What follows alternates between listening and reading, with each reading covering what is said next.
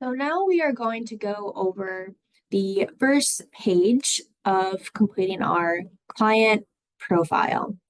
So as you can see, my full name did auto-populate.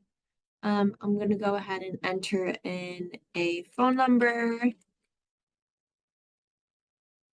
I'm going to put in my home address. And as you can see, there is this little I here. So if you hover over that, this is, as we mentioned earlier, how PathNow keeps information safe and secure.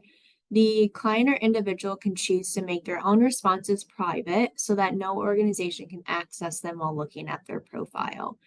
So, for example, if we click on this I, it's going to hide my home address, city, and state, but the zip code will be viewable. So that organization can still see what area you live in to make sure that they can service the area that you reside in. And then you can always unhide that information if you'd like by clicking the I again. We're going to enter in the date of birth by clicking on the date. We're going to choose a year, the month, and then choose the date and click apply. It's then going to ask who is filling out this information. So if I am a parent filling this out for my child, I would choose parent as the option. If it is a professional staff, whether that's a service coordinator or an organization that, or a professional at an organization, they would choose this option because they're helping an individual create their profile. So I'm going to go ahead and choose parent. I don't have any secondary contact. At the bottom of this page is where you can enter in disability or diagnosis. We do have an ability to type to find your results if you'd like to do that. You can also choose multiple diagnosis if that is applicable. So if I am a neurodiverse individual who also has diabetes, I can choose that.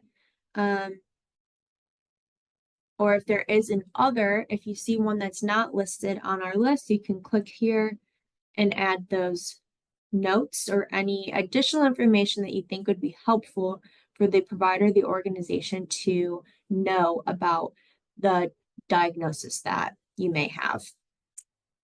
This question is optional, but the year onset of primary diagnosis. So this would be the year that you received a diagnosis from a provider or from maybe a medical office. And lastly, we do ask if you are a client of a regional center. So what a regional center is a private independent nonprofit. Each one is covering a different geographic area throughout the state of California. And this reports to the Department of Developmental Services to help coordinate and provide services and resources for people with developmental disabilities and their families. So if this is something that you've never heard of before, or if you're not sure if you are, we do have that no and not sure option. If you know that you definitely do not receive services within the regional center, you can click no. And then if you do have that answer of no, it will ask if you've been assessed by the regional center for eligibility. So maybe I haven't, I've never heard of this before. It will prompt the closest regional center for you to populate in your results then. Let's say that I am a client of the regional center. It will populate all 21 regional centers that are throughout the state of California. I'm going to go ahead and choose San Diego Regional Center. And the nice thing is, if I know who my service coordinator is at San Diego Regional Center, I can enter their name. If I'm not sure, that's okay, because this is not a required question.